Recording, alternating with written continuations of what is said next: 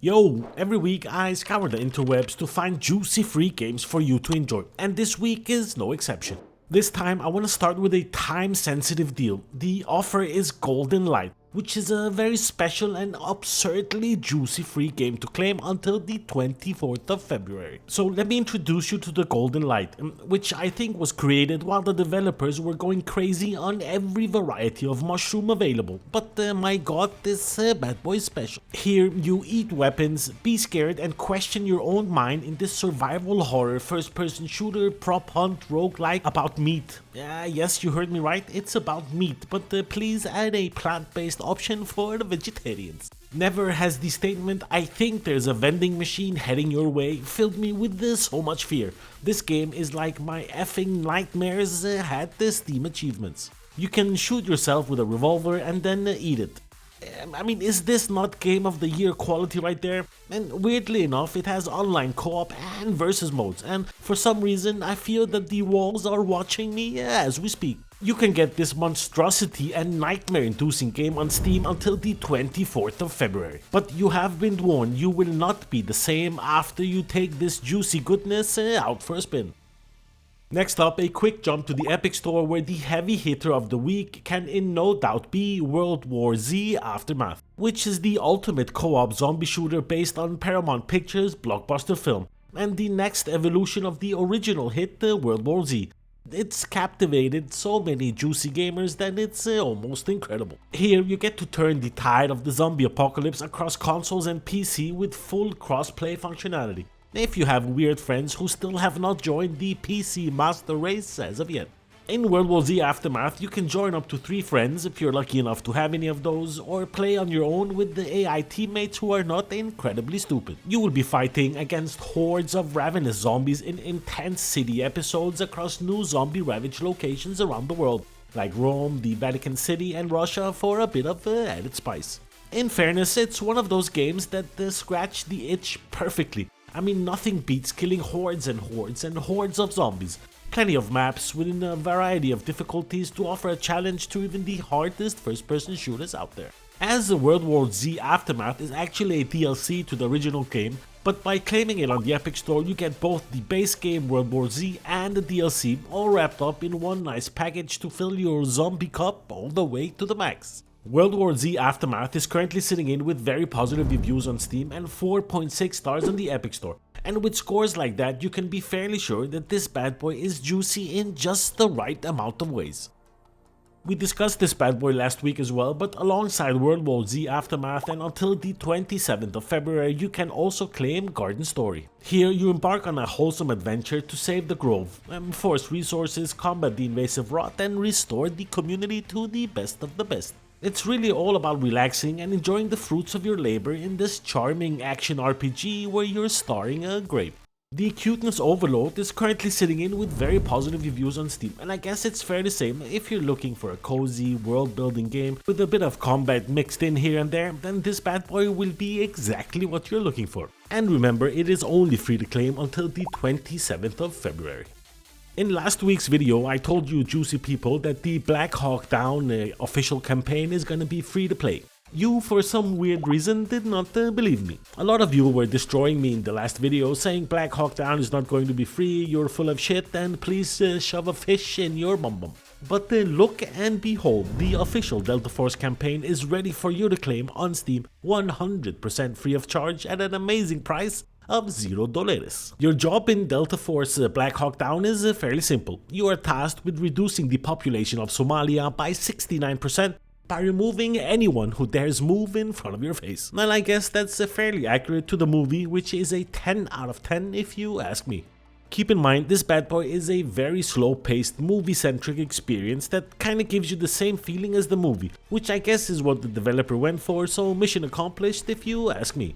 I suggest you give this bad boy a go and don't focus so much on the negative reviews, just enjoy the experience. And by the way, if you want to stay up to date on free games and get them served to you in this quick and quirky setting, then could you do us both a favor and smash the subscribe button and like the video, which really helps and it shows the wifey that I know what I'm doing. Oh, and as always, links to all of the games mentioned in this video are in the description and they take you straight to the deal, so no googling required. Oh, and also, starting the 27th of February, you can also claim Mages of Mystralia, where in a world of magic, your mind is your greatest weapon, for better or worse. Here, you learn the ways of magic and design your very own spells to fight enemies, navigate treacherous terrain, and right past wrongs in the juicy-looking Kingdom of Mystralia. If I'm to be fair with you juicy people, I think the writing and pacing might feel a little bit drab. The UI seems to be designed by someone who does not have eyes, and sometimes the spells don't fly where you point, which is a little bit annoying. But I guess it's to be expected. There's a few bugs here and there, but hopefully they will be sorted out within this year. But that said, none of these issues distract from the core experience of using magic in varied and creative ways. I mean, as long as you've been nice to your head growing up and retain a significant amount of brain cells. Mages of Mystralia is sitting in with very positive reviews on Steam and available for you to claim 100% free of charge starting the 27th of February on the Epic Store. Next up, I want to give you a quick heads up for Mangui, which is becoming pay-to-play game pretty soon. I mean, if you're quick, you can claim it for free and keep it that way. Mangui is a turn-based roguelike game inspired by the spooky traditional Korean folklore. Here you play as one of 4 protagonists unraveling the mysteries of the dark Mangui mountains, where you get to live to tell the tale in this dangerous world filled with ghouls and monsters and ex-girlfriends. It was released at the end of 2024 and is currently sitting in with very positive reviews on Steam, and keep in mind it's in early access, and once it leaves that, it will most likely turn into a €5 game if you wanna enjoy it. And next up, another quick mention to Steel Hunters Open Beta, which is, if my data is correct, should be available to play until next week. Steel Hunters is a free-to-play PvP VE shooter with futuristic mech battles. You get to level up your hunter and upgrade your arsenal to turn rivals into scrap goddamn metal. You have to choose your playstyle and combat tactics against 5 other duo teams. And as you know, only one can extract from the hunting grounds. If you head on over to the Steel Hunters Steam page, you can press the request access button. I got access the second I pressed that juicy button, so I'm expecting the same speed for you, which is really nice cause who likes to wait for anything anyway nowadays. Next we take a look at a bad boy who has had what one can easily say a rough start. Tribe 9 was released just about 4 hours ago and is currently sitting in with mostly negative reviews with over 1,000. Ouch. Tribe 9 is a brutal action RPG set in the nation of Neo Tokyo, where absolute madness rules the streets. Here, teens face life or death battles, constantly resisting the harsh and unjust world, all in the pursuit of reclaiming their lost freedom and dreams. I guess the negative reviews come from the game's gacha mechanics, with a 50-50 system that will leave you wanting to sit on a cactus instead of this shit. And I guess if you really want to progress with this bad boy, you will have to lubricate your wallet both from the inside and in the outside, if you know what I'm saying. But I guess if you're interested in these types of games, then you're free to give it a go. I didn't even download this bad boy, so I have no idea if it's good or not. But as always, links in the description, and remember to lube up that juicy wallet. Next, another quick look at this monstrosity called Fall of the Stick Knights, which is based on physics-controlled characters. The game features a variety of customizations, nice fun hook mechanics, and the clumsy characters, which all contribute to providing a lot of fun for such a silly small game. Fall of the Stick Knight is currently sitting in with mostly positive reviews on Steam, and it's off to a good start considering it was released just a few days ago. Next up, we take a quick look. I mean, how many quick looks have we taken today? Goddamn. We take a not so quick look at Dying Sun, which is a cozy surfing game in which you play as Harubi, a young nomad on a solar-powered sailboat searching for the mysterious causes of the extinction of an ancient, highly advanced civilization. I am out of breath. Ugh.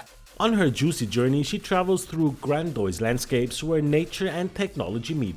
Really, it's not that complicated of a game. A chill experience surfing in a funky looking place and avoiding obstacles for the most juicy experience.